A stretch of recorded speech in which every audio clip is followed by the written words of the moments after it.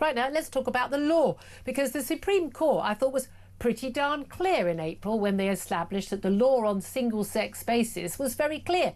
It was based on biological sex, not what a man or a woman thinks they are on a Tuesday afternoon.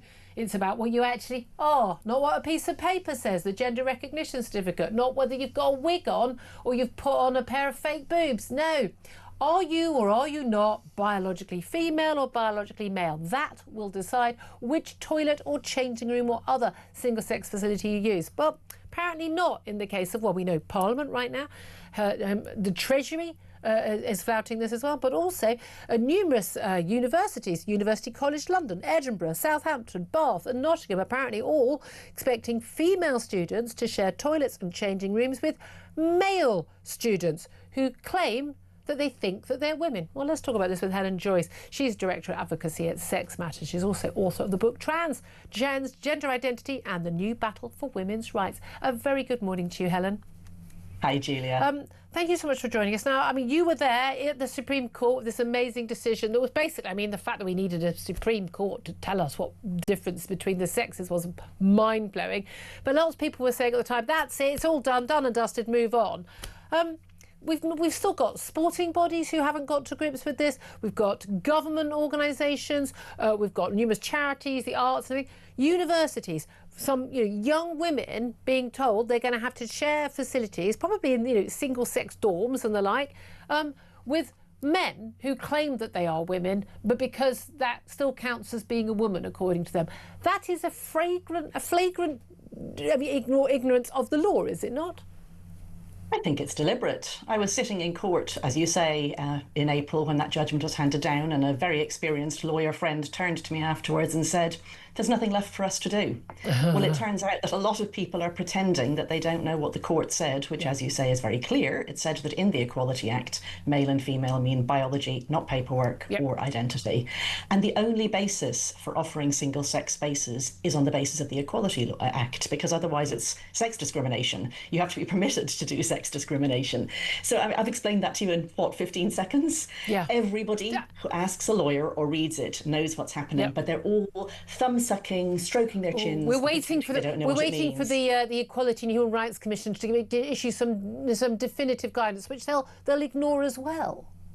Exactly. I mean, why would you pay attention to the EHRC if you're not paying attention to the Supreme Court? The Supreme Court, when it said that was the law the second it said it. Imagine if this was a tax judgment. The next day your accountant would be on to you saying, oh, we had misinterpreted the law. Act quickly or you're going to be charged. Yeah, and indeed the key point the Supreme Court made was not that they had changed the law. That was what the law had always been. And it was people... I mean, they weren't misinterpreting the law. They were willfully disregarding the law, and they're still doing so now. Could these universities just simply slap on these are unisex facilities sign? Just literally, if you put on a male and female sign, then they're not flouting the law. Well, it depends. For their workers, their employees, they can't, no, because they have to give decent facilities to workers, and that in most situations will mean actual single sex. So women, in particular, women have the right to not have to get changed or go to the toilet with men. That's right. That's right. The only way you can get around having female and male toilets is if all your facilities or lots of your facilities are just single user. Yeah. Students, it's less clear. We'd have to make an argument about indirect discrimination, and I think that would work, but that would mean going back to court. I mean, if they went all gender neutral everywhere. So we are taking some court cases. We have threatened legal action against the Scottish Government, and we are applying for JR of judicial review for the Hampstead ponds, where there's a ladies' pond, a men's pond and a mixed pond, and they're running the ladies and men's on the basis that if you say you're a lady or a man, in you come. And again, what I love about that is people say, well, but the trans-identified people, they're like, no, there's literally a pond which you can use, which is the unisex pond. But I mean, that's the thing. That's such choice for someone to go swimming in Hampstead ponds. I mean, I agree with bringing the case on that because these are principal cases.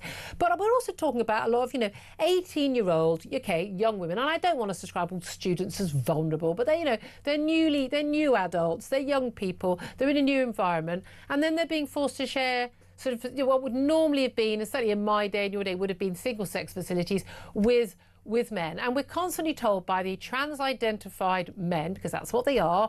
I hate the articles talk about biological males. Men. That's the word, men. I agree. Just what they're identifying is they're still men.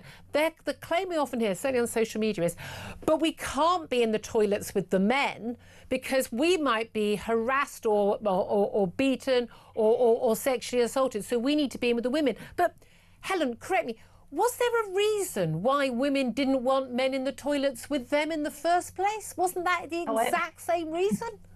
I always think that when they open their mouths, they tell on themselves, you know. They're acknowledging the reason why we have single-sex spaces, which is that men can be dangerous to women. Not all men, but enough men that it's a serious concern. Yeah. I mean, the universities are in a bit of a difficult position because they have spent the last 10 years kowtowing to activists in their own ranks, academics, but also to very radicalised young people who were taught gender identity stuff in school and turn up believing that unisex toilets or, you know, gender self-ID is the 21st century's great civil rights movement. And now they're going to have to say to them, you know, no, it's not lawful to do it this way. Some of them have, lots of them haven't, and UCL I'm particularly upset about because I did my own PhD there in the 1990s and it was great. So yeah, it's lack of courage, and it's also having to admit that they were wrong for 10 years. Well, you've got to remember though, but staff bigots. They don't think they're wrong because the people in charge are fully signed up to this madness. That's part of the problem.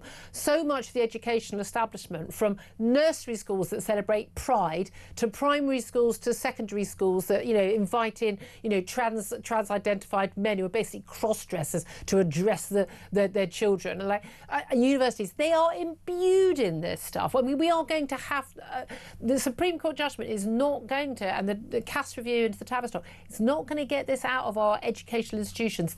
Our children are being propagandized right now today.